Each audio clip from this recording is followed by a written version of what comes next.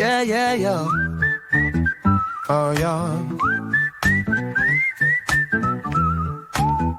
Got question Chase, has got the facts, talking NFL numbers, he's got your back. A little chart trend ball, man, he's got it like that. Chasing data by do champions. Chasing data applies to everyone. Chasing data, yeah, we're live today. Chasing data for always. Chasing data by do champions.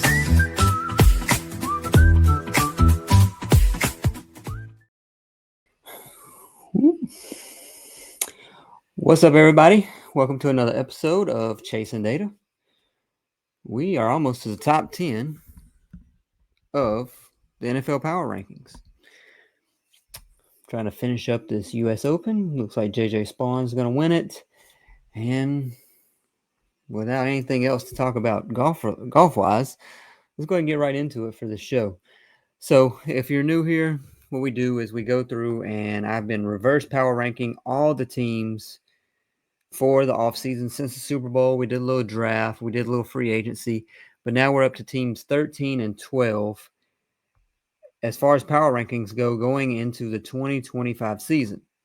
So what I do is I go through their additions, their subtractions, their draft, what their outlook is in general for 2025, and what they can do to still possibly improve their team going into next season. This is usually or mostly stat-based, analytics-based. More of that than X's and O's as far as it goes. But yeah, be sure to follow. Be sure to like and subscribe. Before we get into that, let's talk about what's happening last week as far as news goes in the NFL. Alaric Jackson for the Los Angeles Rams reported blood clots. A big issue for them. You know, they paid him big money to keep him there in Los Angeles. He was going to is a starting offensive tackle for them and a key protector for Matthew Stafford. You know, if he's down, Stafford's not a scrambler. So he definitely needs top tier protection. That's why they signed DJ Humphries the same day that it was announced. I mean, they're trying to get some insurance for Alaric Jackson. Hopefully he comes back. They got him on a 3-year, $69 million contract, I want to say. And then the other news that's happened this week is that J.K. Dobbins finally signed. He was I want to say he was my top free agent that was left. Let me see. But he signs to Denver, which was surprising because now their rookie running back definitely is going to lose some snaps for sure. I had J.K. Dobbins. He was the number one running back. Sorry, I misspoke. But I mean, J.K. Dobbins, I thought he had a really great season last year. But it was good if you just look at the fact that he stayed healthy. Outside of that, it was basically the same season he had his rookie year. The second and third year was the 2 years that he was injured. He only played 9 games those 2 years. But, I mean, last year he had 4.6 yards per carry, 9 touchdowns, 115 yards, rush yards over expected.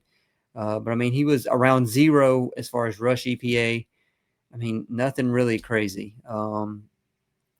Doesn't really have the biggest burst, no 20 mile per hour carries, but I guess helps the backfield in Denver, gives them another weapon.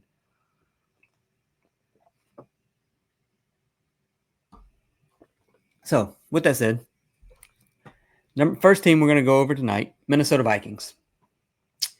They are, here, let me bring up my notes real quick. Let's see, let me switch this around real quick. Nope, don't want to do that. All right, let's see. Where is this at? We're about to get going here. All right. Minnesota Vikings. Last season, 14-3, over-under of 8.5 wins this year. You know, the teams below them were 9.5, 10.5, I want to say, for the Niners. Well, look, before we do that, let's see. Let's move to another screen. Bring up who we have here. Let's see. Before we get to number 13, here's 14, and let's go ahead and add 13 there. So here's the previous rankings of who I have. I've been moving them around. I kind of wanted to move the Steelers up some, They were 22 before Aaron Rodgers, and I don't really want to move them much. I don't know how much Aaron Rodgers has in the tank. You see the pictures, it doesn't really help his image much. But, I mean, they're not going to move up much. I mean, you can move them maybe past the Falcons. They're not above the Dolphins, I don't believe. I think their floor is kind of high with the offense that they have in Miami. So, all right, whatever, enough about them. Minnesota Vikings, number 13, 14-3, over under 8.5. They're currently plus 3,000 to be the champs. 1,400 to win the conference, which is the 8th best odds. They have terrible odds. Vegas does not believe in J.J. McCarthy. They are plus 400 to win the NFC North, which is the 3rd best odds. They're behind Green Bay and Detroit. Last season, they started 5-0. They lost 2 straight. Then they win 9 straight. Sam Darnold really gets into the kick of things in that Kevin O'Connell system, which is perfect for him, and excels in the regular season until his offensive line declines terribly, and the team does too. Head coach Kevin O'Connell, he's now 34-17 in the last 3 seasons. That's 2 out of every 3 games he's won. 66.7 win percentage, which is the 6th best in the NFL since he's become a coach. In the 3 years, as far as yards per game goes, he's ranked 7th, 10th, and 12th. And that's with Kirk Cousins, injury-filled season of quarterbacks, and Sam Darnold. So not top tier overall, but he still gets the offense going no matter what. His last playoff win was in January of 2020, or that's the Vikings, sorry. Playoff win in January of 2020 versus New Orleans. So been going on 5 years now. When you look at this offense, some of the things that stood out to me, they were 9th in yards per game. Sorry, 9th in points per game at 24.5. They were about average in third down conversion, so that did not help the cause. Below average, a little below average as far as the percentage of plays they ran the ball, only 43%. 4.1 yards per carry. We know Kevin O'Connell doesn't want to run the ball really at all, but we're going to talk about the run game shortly with what's going to happen in 2025 or what I expect to happen. They were 6th in yards per pass, almost 8 yards per pass, and that led to them being 8th in pass yards per game at 234. The sacks were a problem, which we will talk more about in a moment. Looking at the defenses overall, they were 4th in points per game allowed, just under 20. They had the 2nd best third down defense, allowing a first down just under 35% of the time, and they had the number 1 4th down conversion rate allowed, 37%. I mean, some of these other teams you see like 60%, so that's really good. Teams did not run the ball against them. That's probably because they were ahead majority of the games, so that's what played a role in that number being so low, with just 37% of the plays being running plays. 4.1 yards per carry allowed. 93 rush yards per game allowed, 2nd best. Again, teams didn't run that much against them. Teams passed, though, 63% of the time, which is the most in the league. Gave up 239 pass yards per game. Offensive coordinator Wes Phillips, been there with Kevin O'Connell. Defensive coordinator Brian Flores still. He's had a top 5. He's had a top 5 defense versus the run and a bottom 5 defense versus the pass in both seasons in Minnesota. So that goes to show you he really has not had that back end talent in Minnesota. So that's part of the issue with this defense. They're trying to make it survive in Minnesota. Their depth chart here, as far as additions go, center position, they have Ryan Kelly that they brought in. Will Fries. Ryan Kelly's in a veteran center. They bring in the guard, like I just said, on a 5-year, $88 million contract, which was 10th highest value, but a lot of money for a guard. They're definitely going all in to protect J.J. McCarthy. We'll talk about their draft picks in a moment as well. They also, is that it for the offensive side of the ball? Oh, Rondell Moore. And if you look at this image here, the orange color is the free agent signings.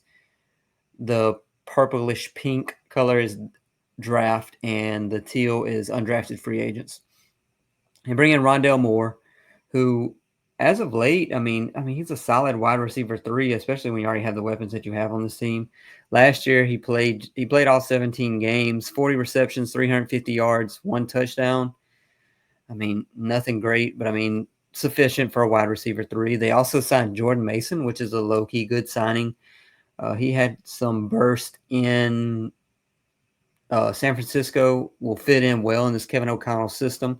He's been in the NFL for 3 seasons, but last year was the first year he really got some run. 150 attempts, almost 800 yards, 5.2 yards per carry, 207 rush yards over expected. His rush EPA was a -9, but I mean, still getting more yards than what was expected. They also bring in, by trading for Sam Howell to back up J.J. McCarthy. When you look at the defensive side of the ball, they signed Jonathan Allen on a very rich deal, in my opinion. 3-year, $51 million, 15th highest for average value for a defensive tackle. Played just 8 games, 23 sacks over the past 3 seasons, and his quarterback pressures are down bad last year. So a lot of money. Also bringing in Javon Hargrave from San Francisco. Again, I don't know why they're paying these on the back end of their career players. I don't know. Isaiah Rodgers comes in as is he going to be a nickel? No, I don't know. He'll be in there in the back in the secondary, which they obviously need help. On a 2-year, $11 million deal. They also bring in Jeff Okudah. So they got plenty of depth. Tavier Thomas is also brought in from Tampa Bay. They really brought in a lot of new players on this defensive side of the ball, trying to change things up, especially on the back end. They re-signed, which was big in my opinion, Aaron Jones, their running back, who had a great year coming from Green Bay. Get him on a 2-year, $20 million contract, which is 6th highest. Last year, he had 4.5 yards per carry, over 1,100 yards, and now he has an improved interior offensive line, which was the issue last year in Minnesota. They also re-signed Byron Murphy, preventing him from walk, which is probably their best secondary player. I mean, you could argue Josh Metellus as the Swiss Army knife, but I think Byron Murphy, he had a breakout year. So, yeah, 3-year, $54 million, 13th in annual value. They're betting more on his future, and like I said, this is the best year he's had. So, trying to get him while the needle is pointing up. Looking at their draft class, in the first round, they go guard. They are all in on J.J. McCarthy, trying to protect him. What else did they really need? I guess defense, secondary. But they go offense, which was a surprise to me. He had 30 games where he started at left guard and 9 at left tackle. His NFL comp is Samalu from Philadelphia. He's quick enough. He's tough. He fits best as a guard, so he'll come in and get the start immediately. This interior offensive line was the issue last year, and they improved. Didn't have a second-round pick. They really didn't have a lot of picks. That's because last year they moved up twice to get J.J. McCarthy and Dallas Turner. Third round, they take Ty Felton, wide receiver from Maryland, who could be wide receiver 3 on this team. Last year, he was third team AP All-American. Ideal, for sure. First team All Big Ten, led the team with over 1,100 receiving yards, just under 12 per reception, 9 receiving touchdowns, and tied for 4th in FBS with 96 receptions, which is also a school record, started all 12 games. They also get Ingram Dawkins, a defensive lineman, Kobe King, linebacker from Penn State, and Gavin Bartholomew, tight end depth from Pittsburgh. Who did they lose? Let's go back to their depth chart real quick. With their depth chart. All right, they lost Sam Darnold, who had the best season of his career. Prior to last year, he had never had over 3,000. He had over 3,000 yards just once, and that was 3,024. It was his second year in the league with the New York Jets. Last year, he had 4,300. His passer rating, highest it was ever before last season, 92. Last year was 103. Completion percentage, previous high, 62%. Last year, 66%. His completion percentage over expected, previous high was a positive 2.4. Last year was a positive 3.2. Also had the highest EPA, plus 26.3. When you compare that to 2020 in New York, he had a minus 99 EPA. So everything really improved for him. Only issue is he still takes sacks. 48 sacks last year. Part of that on the offensive line, part of that on him for not getting rid of the ball, just taking the sacks. But 12 turnovers. 12 interceptions, I should say. Cam Robinson's gone, which is not the worst of things when you look at that offensive line. Cam Akers was definitely a solid backup running back in that system. Can he get traded there for the 4th season in a row? And when we look at the strengths on this team, They have weapons all around for J.J. McCarthy. Starting in the backfield, Aaron Jones, like we spoke about earlier, one of his best, if not the best season. He was kind of down on touchdowns. I mean, he had 5. He did have 16 in 2019, but a solid running back, solid weapon for sure. Justin Jefferson, maybe the best wide receiver in the league, 1,500 yards, 10 touchdowns last year. Finally played all 17 games, which he did 2 years ago, but year before last, he only played 10. Jordan Addison, top tier wide receiver 2, who had 63 receptions, almost 900 yards, and 9 touchdowns. Plus 30 receiving EPA. Ridiculous.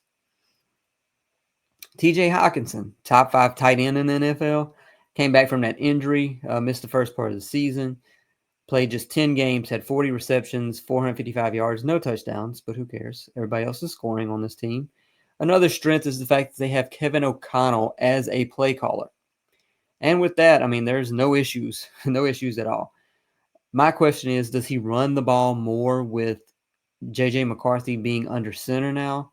He doesn't run much, as we talked about earlier. So does he get more to doing that now? Will be interesting.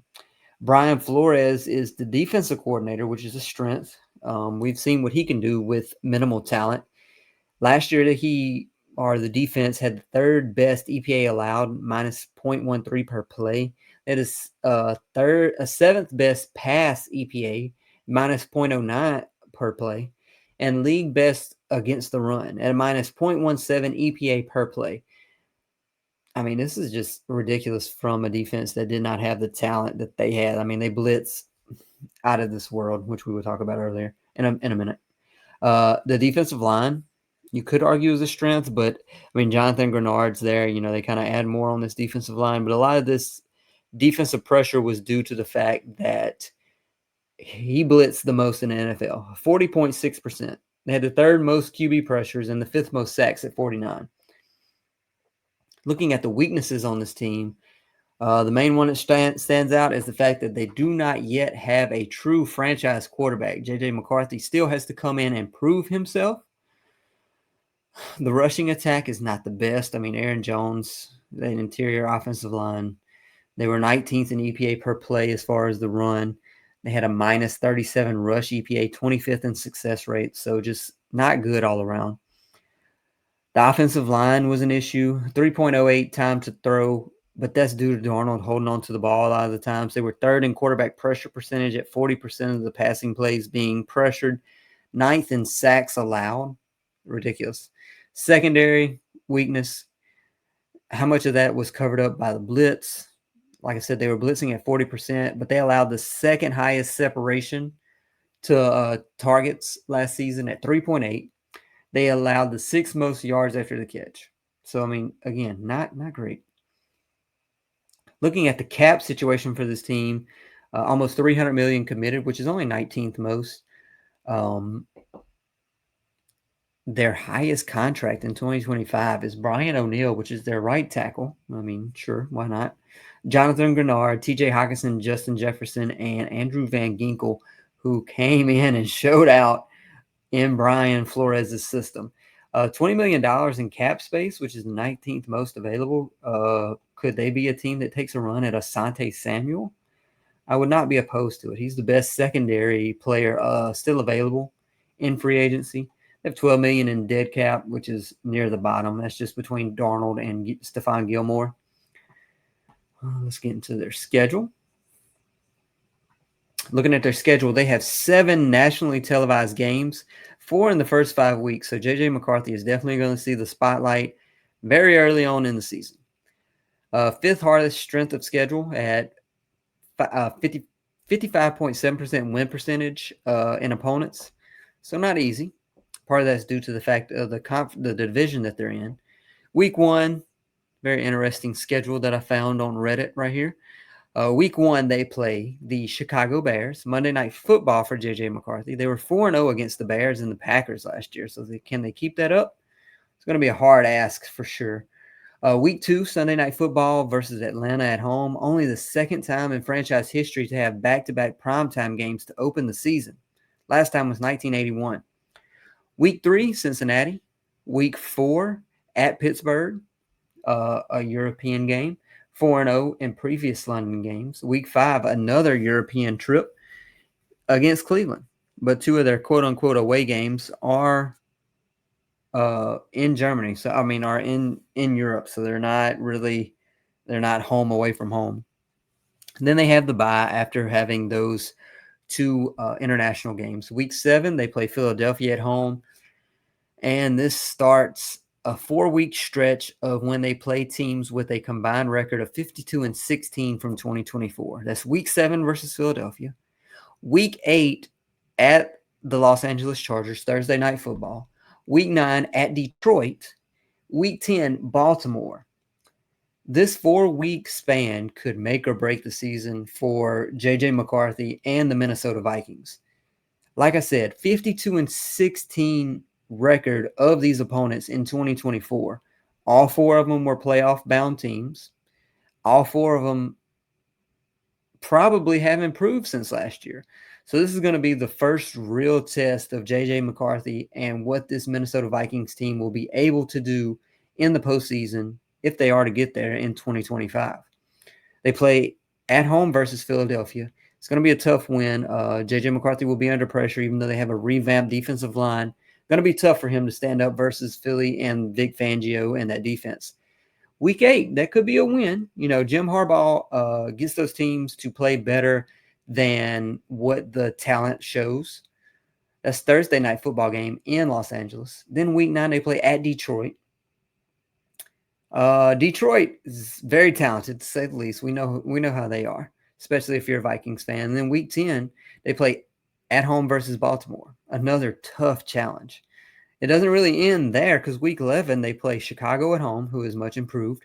Week 12, at Green Bay, divisional opponent. We are getting into what?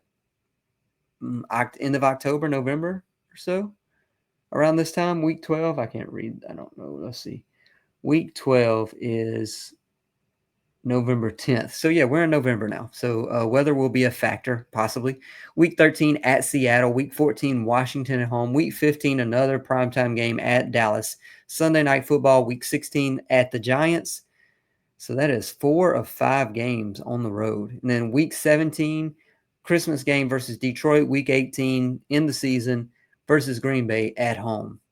If you're an outsider trying to learn about the Minnesota Vikings, just a quick rundown of their top players. You have Justin Jefferson, wide receiver 1, Jordan Addison, wide receiver 2, TJ Hockenson, tight end 1, and Jonathan Grenard, who they signed last year, is their number 1 defensive end. With each team, I go through and try to find who has the best odds for MVP, offensive player, defensive player of the year, and the coach of the year odds. J.J. McCarthy, best odds MVP at plus 10,000. Don't foresee that happening. Plus 1,700 for Justin Jefferson to be offensive player of the year. Jonathan Grenard at plus 8,000, defensive player of the year. No offensive rookie of the year, no defensive rookie of the year odds at all. Kevin O'Connell had the 28th highest odds of coach of the year. I mean, he would have to go undefeated probably to win coach of the year at this point. Plus 4,500. Most improved player candidate on this team is probably Jonathan Allen, just because he's regressed over the last season and a half, and I need to see him prove it again. Drop-off candidates, Andrew Van Ginkel, just because he excelled so much above what he's done in years prior last year. X factors on this team, I always try to avoid the quarterback, but I mean, it really is the quarterback. It's so clearly him. I mean, his team is going to go as far as he can take them. We're assuming that he's going to be good enough to play in Kevin O'Connell's system. Kevin O'Connell has a very quarterback-friendly system. Can he excel? If not, it's going to be hard for him to excel anywhere, I do believe, because he has possibly top 3 weaponry in the NFL to play with. He was 27-1 as a starter in Michigan. If it's not him, it's Ryan Kelly, who's the veteran center that they brought in this year. It's so important to have that veteran player under center for a young quarterback.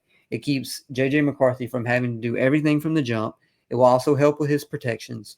And Ryan Kelly will also help with Donovan Jackson, who will more than likely start at left guard. And this interior offensive line needs to improve tremendously. And they will have potentially 3 new faces at those three interior positions to help protect J.J. McCarthy in 2025. Summarize and finish up the Minnesota Vikings. Do outcomes for them. I do the most, like these are all realistic. The best, the worst, and the most realistic are what I expect. Best outcome, J.J. McCarthy is let's say the 18th best quarterback in the NFL. The defense plays above the talent level yet again. McCarthy isn't much of a drop-off from Sam Darnold, and we're playing for the same record as last year, or at least even the division. Maybe wild card, but I mean, the division is up for grabs at best case scenario. Worst case, J.J. McCarthy is terrible as a rookie. The defense regresses more towards the mean. They're maybe top 10 versus top 3 last year. And they're fighting for a wild card position. They're fighting for, appreciate it, fighting for a wild card position in this scenario. My realistic or expected outcome for the Minnesota Vikings is that J.J. McCarthy has a rough start, but it's okay, especially with this Kevin O'Connell system. The run game isn't much better, even though wanting to be used more with a rookie quarterback. I mean, I think Kevin O'Connell will get the ball on the ground more, make that more of a focal point versus last year when they were a bottom 5 running team in all aspects. Having all the weapons around JJ helps. The defense is top 8, top 6, and they could easily finish around 11-6 again. I mean, especially with all the talent around the quarterback, he can't be that terrible when he has as much help around him in the coach. The offensive line is improved. You have a running back. You have a tight end. You have 2 great wide receivers. It's going to be hard for him to really struggle. And with all that said, like the wild card should be the minimum for this team in 2025. So they are team number 13. And before we do team number 12, let's get a quick commercial break, and then we'll be right back.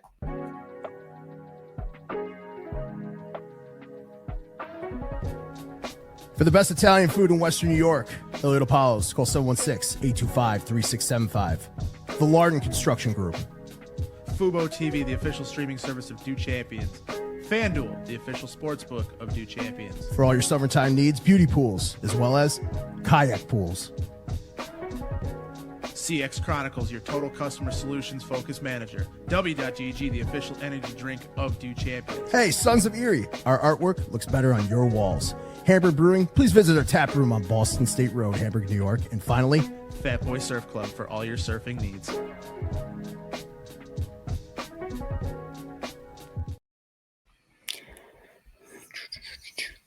All right, 1 second before we get right into the Cincinnati Bengals. If you're not already following me on X, TikTok, Instagram, please go ahead and do that. King NFL Stats, a little bit different content on each website, just depending on what your taste in content is, as far as tweets, videos, images. We will be covering every team throughout the NFL season and look to grow the channel as much as possible. Also at Do Champions. Follow everyone there. All right. Let's see. Bengals. Okay. Here we go. All right. Team number 12. I'm sure you can guess it. I'm sure you can guess it if you have not already. Let me change something real quick. Boom. There we go. Team number 12. Cincinnati Bengals.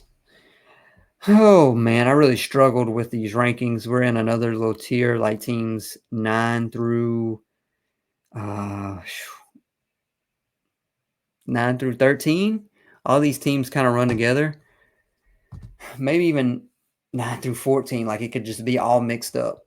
And it's like teams that are one thing away from being a Super Bowl contender, really. When you look at who's left that's not listed here, I mean, there's a few more teams that are like maybe one little piece away from really being considered a Super Bowl contender. But then when you get to the top 8, any of them could win it, honestly. Nobody would be absolutely shocked for sure. But like I said, Number 12, the Cincinnati Bengals. And I have them ranked relatively high, especially as a Baltimore Ravens fan. Okay.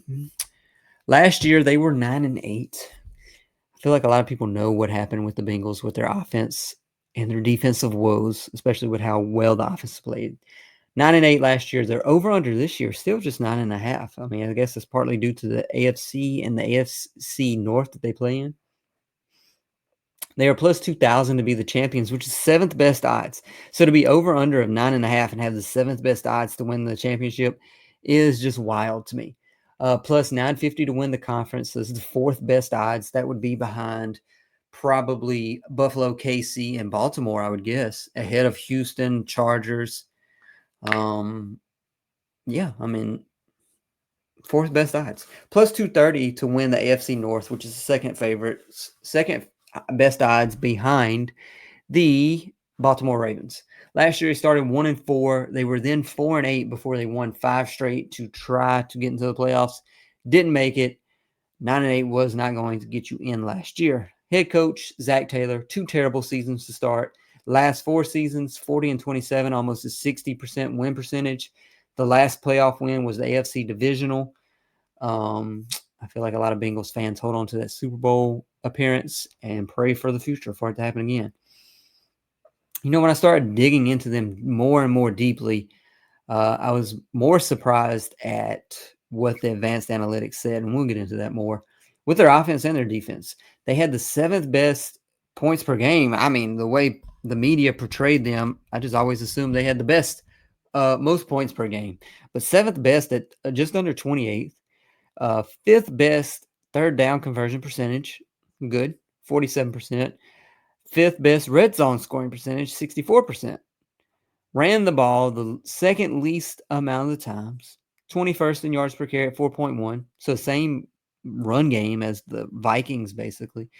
Third to last in yards per game on the ground. Second most passes. Third best completion percentage. Second most passes per game. I figured they would have been number 1, honestly. Like, I'm surprised they're not number 1. They had the most pass yards per game. On the defense, okay, the way the defense was portrayed. Okay, let me back up. The way the defense was portrayed in the media, the defense was the most abysmal, god-awful defense that had ever touched an NFL field. Part of that was due to the fact that they had such a good offense. There was such a wide gap between the offensive ability to excel and the defensive woes. But this defense was better as far as the numbers go than I thought. They were 25th in points per game allowed, 25.5. You know, not terrible. I would expect them to be 30th to 32nd in just about all these categories. 23rd in third down percentage completion conversion rate at 42%.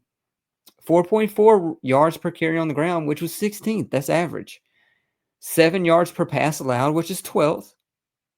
12th worst, sorry. But I mean, still, not terrible. 26 in sack percentage. We'll get into the defensive line woes. I mean, this is just not like, this is not the Carolina Panthers. When we did the Carolina Panthers, they were like 31st or 32nd in like 8 different categories. So it's kind of surprising. Offensive coordinator, Dan Pitcher, second year's offensive coordinator. I mean, it's Zach Taylor. Defensive coordinator, where the big change is Al Golden. First year, he was defensive coordinator at Notre Dame last year to kind of go the route of Green Bay, who brought in Boston College's defensive coordinator. Let's bring up their depth chart. All right. So for the additions, which are the orange ones, they bring back Samaje Perine on a 2-year, $4 million contract. Just trying to bring back the good old days. On offense, they signed Lucas Patrick, who will probably start on this offensive line over Cody Ford, I would say. Offensive line still had some issues. That's it for the offense. That's all they signed for the offense. The offense is fine. On the defensive side of the ball, as far as new players that they brought in, really no TJ Slayton from Green Bay, but I mean, they re-signed BJ Hill on a 3-year, $33 million contract, 17 sacks over the last 4 years, 50 plus tackles, 30th grade at defensive line per PFF, 33rd in pressures. He's just very consistent. When you flip back to the offensive side of the ball, I did skip them tagging and extending T. Higgins. Last year, he had 73 receptions, 900 yards, and 10 touchdowns in 12 games. I mean, he had 3 in one game, or 3 in one game twice, something crazy like that.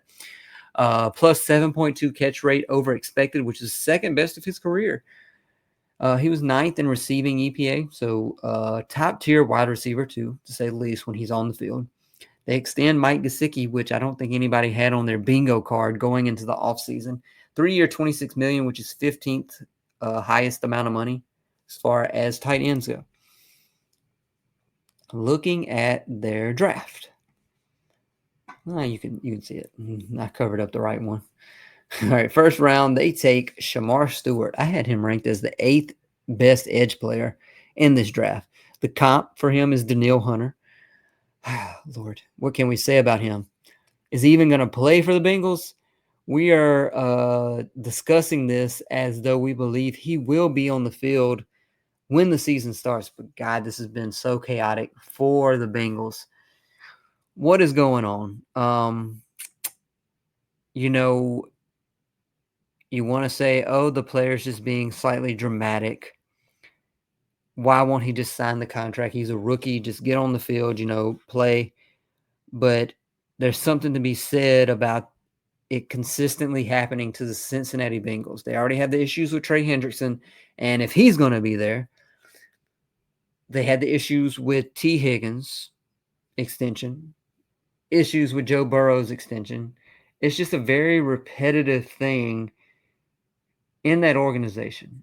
Now, we know that their owner is not the richest owner in the NFL. He's in the bottom 5 or so as far as money goes, but this is not ideal business model for sure in Cincinnati. Regardless, assuming Shamar plays, he recorded just 11 tackles for loss and 4.5 sacks in 3 seasons. So this is one of the athletic freaks that you're just betting on his upside. Physical, explosive, long arms, had the best broad jump, second best vert. Second round, they take Demetrius Knight, linebacker. Obviously, linebacker was a need. Everything's a need on this defense. He's very instinctive, who can track the ball, fills gaps. He reacts quickly. I mean, he forced 3 fumbles in 2024. He can cover and pass, breaks on the ball. I mean, he can also get to the quarterback if need be. Third round, they take Dylan Fairchild, who's a guard, who's a much better pass blocker versus a run blocker. They take another linebacker in Barrett Carter in the 4th round. So they go double dipping on linebackers. Very chaotic in a good way in the run game. He just fires downhill whenever you watch him. Takes on blocks with extreme violence, honestly. A good talent to take in the 4th round. 5th round, they get an interior offensive lineman in Jalen Rivers. And then 6th round, they take Taj Brooks, running back. We know what these running backs can do. These late round running backs could see the field for sure, because Chase Brown came out of nowhere. 5'9", 214 pounds, started at Texas Tech. And lad had back-to-back 1,500 rushing yard seasons in 23 and 24. Going back to their depth chart, who did they lose on this team? On the defensive side of the ball, Sheldon Rankins, Mike Hilton. That's it. Nothing really changed as far as who they really, really lost of note. They saved $10 million by letting Sheldon Rankins walk. Mike Hilton, quality DB, but some things need to be changed in this defensive side of the ball for sure. Strengths on this team. First and foremost, Joe Burrow. Like I said, I thought he was top tier talent, but I mean, you look at it, and this offense didn't really show that. 7th in EPA per play last year, 5th in EPA per pass, 15th in EPA per rush. I mean, he had a great season, almost 5,000 yards, 43 touchdowns, 9 interceptions, 108+ rating, 70% completion percentage, plus 4.9 completion percent over expected, plus 79 EPA. Man, I just can't believe this is the 5th best EPA per pass, plus 0.11 EPA per dropback. They have weapons all around, which is another strength. And the wild thing about that is that they had the 3rd lowest average separation at 3.1 yards, but 7th in yards after the carry over expected, and 5th in yards after the catch in general. You have Chase Brown, who had a career year in his second year, almost 1,000 yards, 7 touchdowns, plus 67 rush yards over expected, negative 15 EPA, rush EPA though. Jamar Chase, I mean, it's crazy to say he had a career season when you look back at what he did the first 3 years, but he had 127 receptions, 1,700 yards, 17 touchdowns. He won the Triple Crown, didn't he? As far as receiving goes, with receptions, yards, and touchdowns, a ridiculous season. Offensive Player of the Year by some people's standards. T. Higgins, fringe wide receiver 1 on most teams, 73 receptions. We already talked about him. Other strength is if the defensive line, if Trey Hendrickson and Shamar Stewart are there. But at this point, that is very much a toss-up. Weaknesses. The defense everywhere outside the 2 aforementioned players in Trey Hendrickson and Shamar Stewart. Okay, like I said earlier, this defense and how bad they were portrayed to be was just blown completely out of proportion. Like, let's go full screen for this. Let's go full screen. We need to get this point across. The defense of the Cincinnati Bengals and how bad they were portrayed was blown completely out of proportion last year by the media. You know, going into this, before you dig into the numbers, one would really think the defense was 30th to 32nd in every single category as far as what the media portrayed to them. Part of that was due to the fact that the offense was so good, so there was a big gap between the offense and the defense. While the defense was terrible, the numbers show that they were better than what most people think. They were 25th in points per game allowed.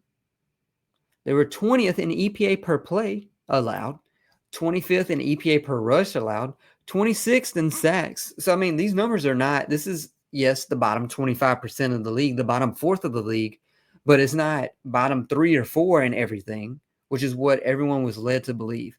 They had 36 sacks. Trey Hendrickson had nearly half of those. They did allow the 6th highest average separation, but the case for them to be better in 2025 is that Lou Anarumo, who was brilliant schematically, was equally as terrible at developing players.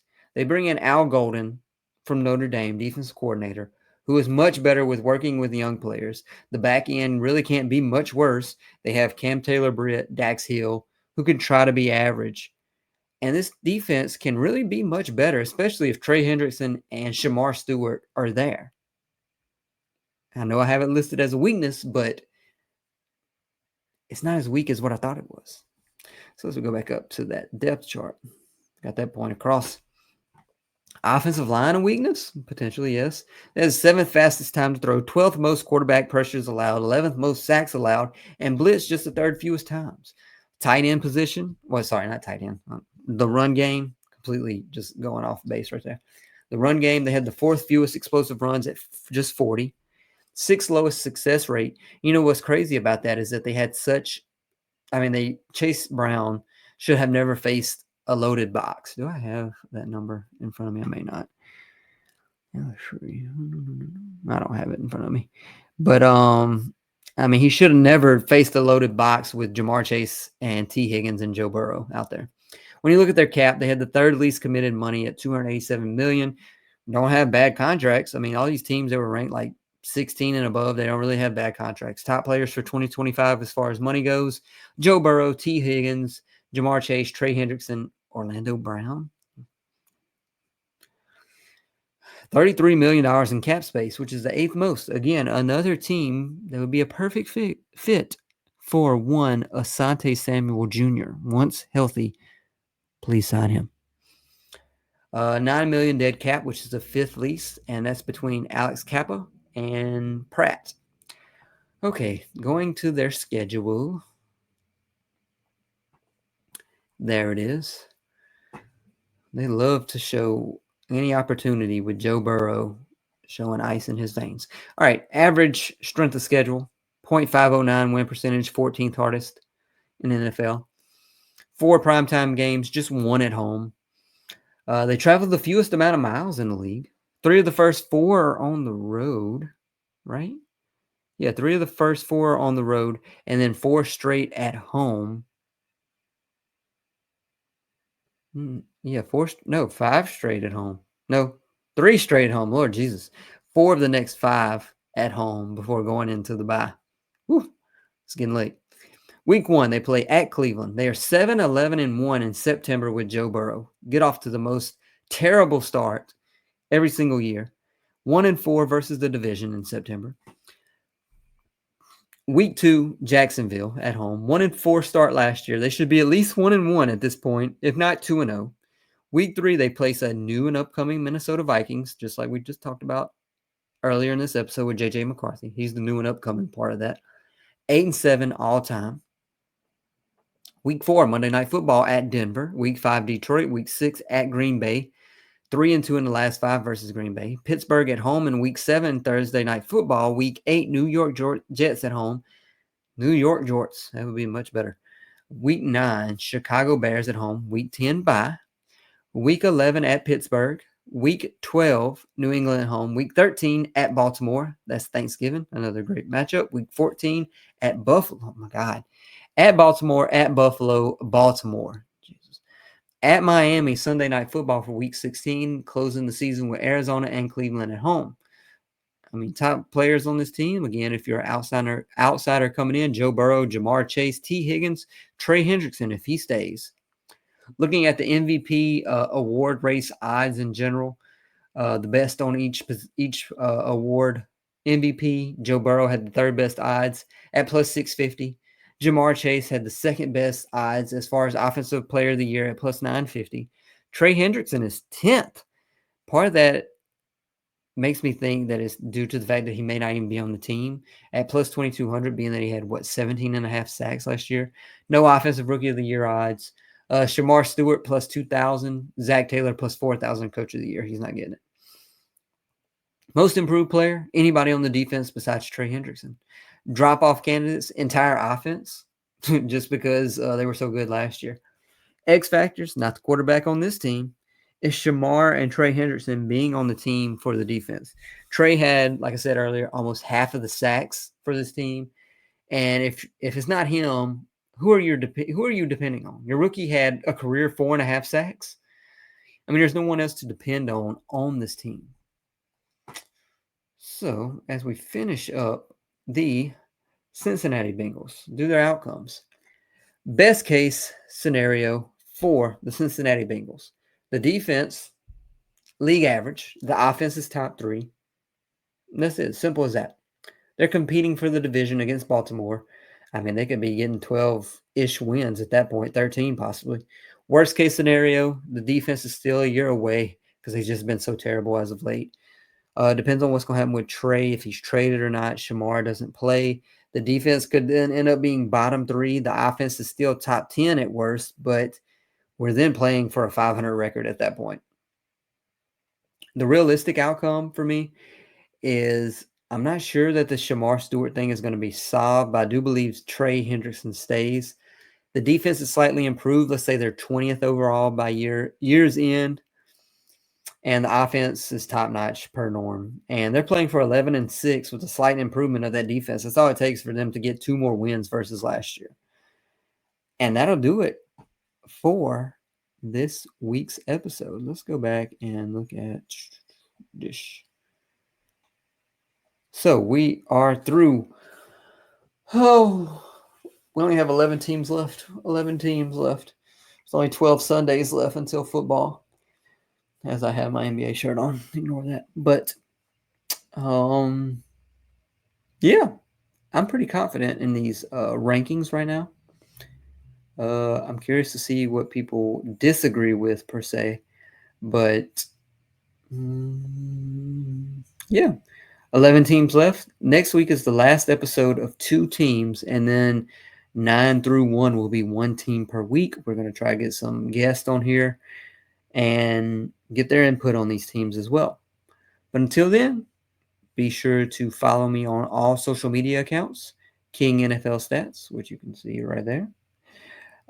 Be sure to follow Do Champions, YouTube, X, Instagram, TikTok, Twitch, follow the channel on Apple Podcasts, Spotify.